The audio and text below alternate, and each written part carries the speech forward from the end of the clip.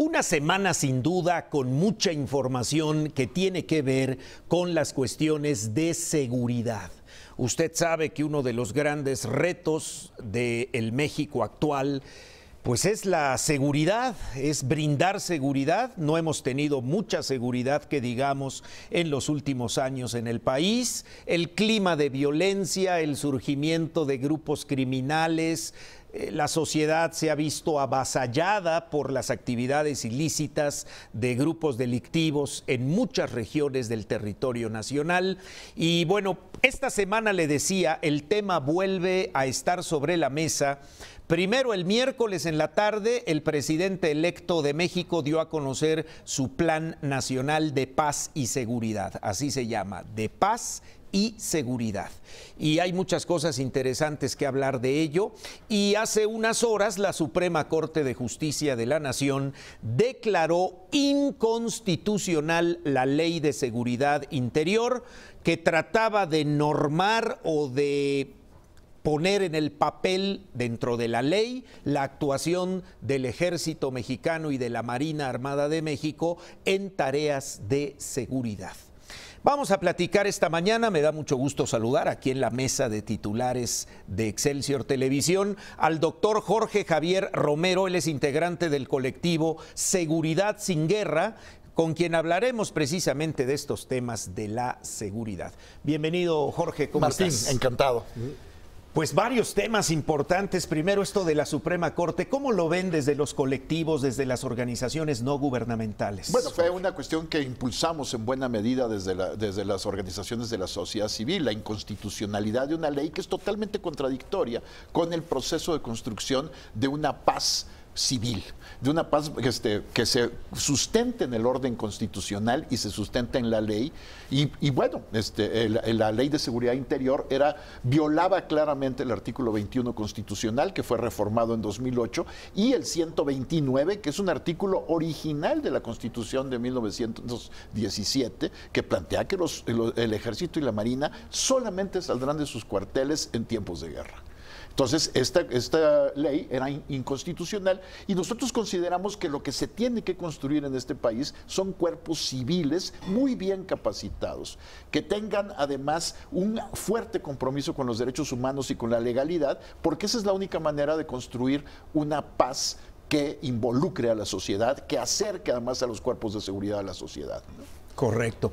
En este sentido, Jorge, valdría la pena precisamente hablar de cómo el entramado social que se rompió, lamentablemente, tendría que ser vuelto a tejer, y mucho de esto lo vimos plasmado en la propuesta nacional de paz y seguridad del próximo gobierno, que se anunció el miércoles por la tarde en una conferencia a medios y a toda la opinión pública, en el sentido de que el 80% de ese plan va a atacar o trata de atacar el fondo del problema. Es decir, se va a las causas que originan violencia, que originan crimen, que originan delincuencia, más que a combatir pues el que alguien delinque o el que alguien viola un precepto constitucional. E incluso ahí hay un tema que algunas organizaciones no gubernamentales han criticado, que es militarizar la seguridad del país.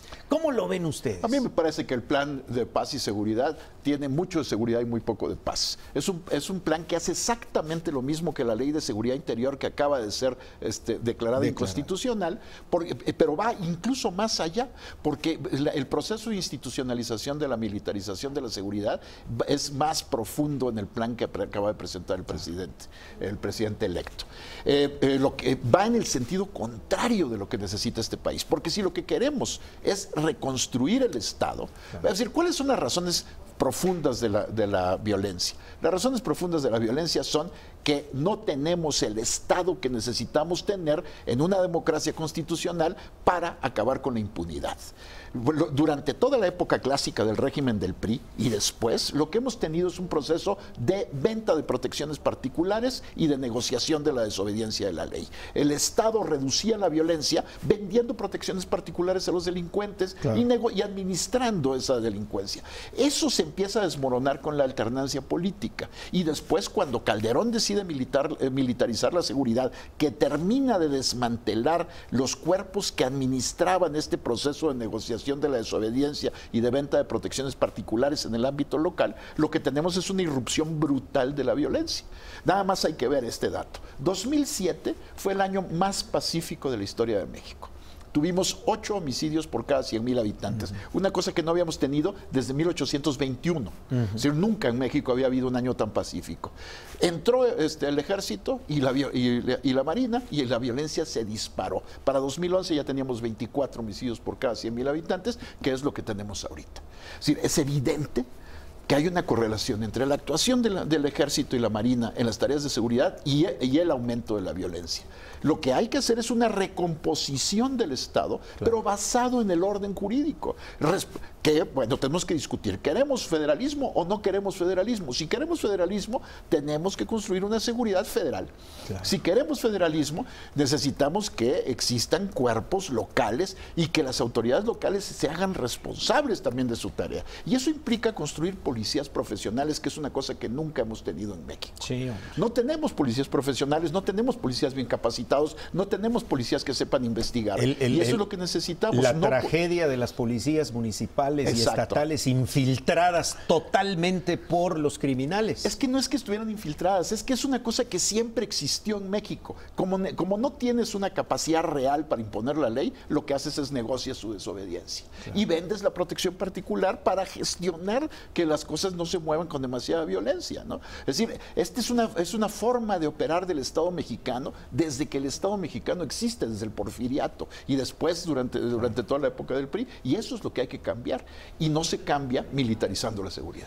¿Cuál es el trabajo de organizaciones como las que ustedes encabezan, organizaciones que son de nosotros, de la sociedad, que también somos parte del Estado, claro, y que estamos trabajando para lograr reconstruir ese entramado social hoy roto, pues por todo este tipo de ausencias de las instituciones del Estado? Pues por ejemplo, el colectivo Seguridad Sin Guerra es un colectivo que está formado por académicos, por activistas, por estudiosos de los temas de la seguridad, y lo que queremos hacer es documentar y dar evidencia de qué es lo que se tiene que hacer para construir una seguridad duradera. Es decir, lo que queremos es hacer políticas públicas basadas en la evidencia, no políticas públicas que se basen simplemente en las ocurrencias. Y hemos documentado los distintos integrantes de Seguridad Sin Guerra cómo la actuación de las Fuerzas Armadas en seguridad es contraproducente, no reduce la violencia y sobre todo no genera condiciones de seguridad de largo plazo. Correcto. Ese es el punto que tenemos. Seguridad de largo plazo, y una seguridad que sea una seguridad civil, una seguridad que sea además una seguridad humana, ¿no? Donde esté involucrada la sociedad en el reconocimiento de la ley. Pues mucho que trabajar en ese campo, Jorge. Muchas gracias por venir, Martín, y por tus comentarios. Encantado, muchísimas gracias. Gracias al doctor Jorge Javier Romero, integrante del colectivo Seguridad Sin Guerra.